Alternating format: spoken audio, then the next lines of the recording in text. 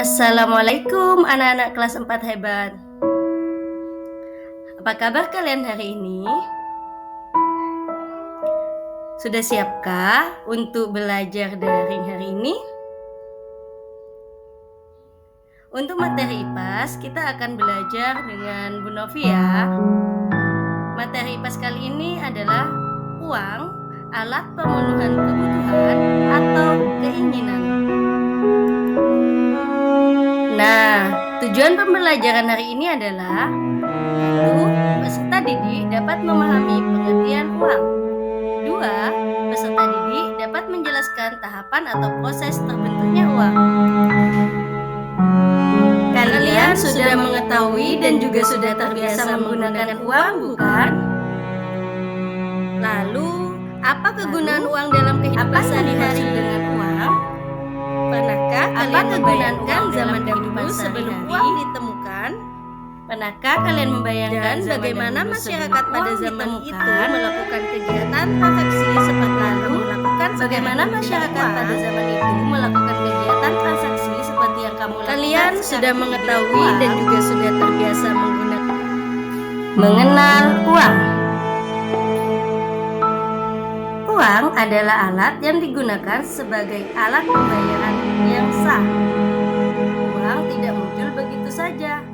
Terciptanya uang melalui proses panjang yang dilalui manusia dalam kegiatan tukar-menukar barang. Berbagai cara pernah dilakukan manusia untuk mempermudah proses pertukaran. Setiap muncul kesulitan dari satu cara, maka manusia berusaha menciptakan cara yang lebih mudah. Hingga akhirnya manusia menciptakan uang sebagai alat tukar dalam kegiatan jual-beli. Alat pembayaran yang pertama adalah barter. Pada zaman dahulu, manusia pada awalnya mencukupi kebutuhan dengan kemampuan sendiri. Manusia memperoleh makanan dengan cara berburu atau bercocok tanam. Mereka membuat pakaian dengan memanfaatkan bahan-bahan dari alam seperti kulit kayu atau kulit binatang. Mereka juga membangun rumah dengan bahan seadanya. Bahkan ada yang berumah di atas pohon. Namun makin lama kebutuhan manusia bertambah banyak. Mereka tidak mampu lagi mencukupi sendiri. Mereka merasa membutuhkan manusia lain untuk mencukupi kebutuhan. Manusia kemudian melakukan tukar-menukar barang. Nah, cara inilah yang disebut barter. Coba perhatikan cerita berikut. Pak Dimas memiliki seekor kambing. Ia membutuhkan buah apel untuk mengurangi rasa laparnya. Pak Dimas menemui Bu Eva yang kebetulan memiliki semangkuk buah apel. Bu Eva membutuhkan kambing untuk acara selamatan. Kedua orang tersebut kemudian melakukan barter. Pertanyaannya, apakah seekor kambing sama nilainya dengan semangkuk apel? Lalu, apa saja kekurangan sistem barter? Coba kalian pikir jawabannya ya. Kesulitan-kesulitan tersebut kemudian mendorong manusia menciptakan cara lain. Manusia kemudian menciptakan uang barang. Uang barang adalah barang-barang yang dianggap sebagai alat tukar. Benda apa saja yang dapat dianggap sebagai uang? Nah, di samping ada contoh beberapa barang yang berlaku sebagai uang, yaitu kerang, kuda, garam, dan teh kering. Secara umum, terdapat beberapa syarat benda yang dapat ditetapkan sebagai uang barang, yaitu A. Diterima secara umum.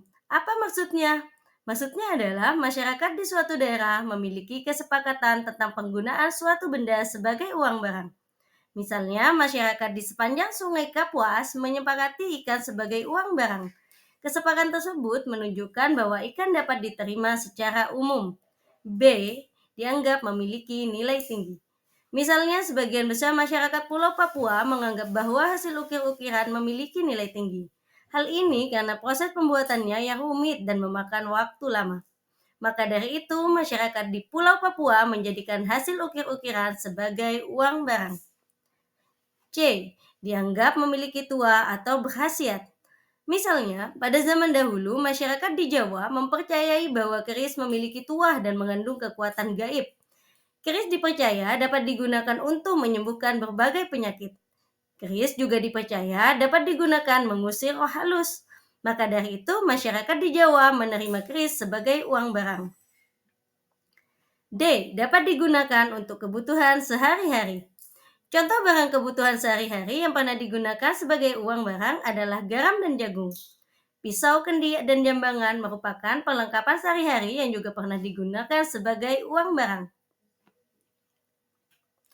Pada pelaksanaannya, uang barang menimbulkan banyak kesulitan, utamanya bila diperlukan dalam jumlah banyak. Apa saja kesulitan tersebut? Pertama, hanya berlaku di daerah tertentu. Kedua, kesulitan membawa dan penyimpanan. Manusia merasa terlalu banyak kesulitan dalam penggunaan uang barang.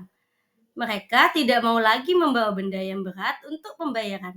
Mereka juga tidak lagi memiliki tempat untuk menyimpan uang barang. Manusia kemudian berpikir untuk menciptakan alat pembayaran yang mudah dibawa dan mudah disimpan. Apakah itu? Nah, uang. Uang yang pertama adalah uang logam. Uang logam adalah alat pembayaran yang mudah dibawa dan disimpan.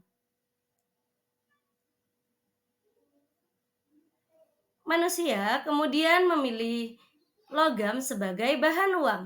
Logam ini diolah sedemikian rupa sehingga menjadi keping-keping uang. Logam yang dipilih sebagai bahan uang pada awalnya adalah emas dan perak.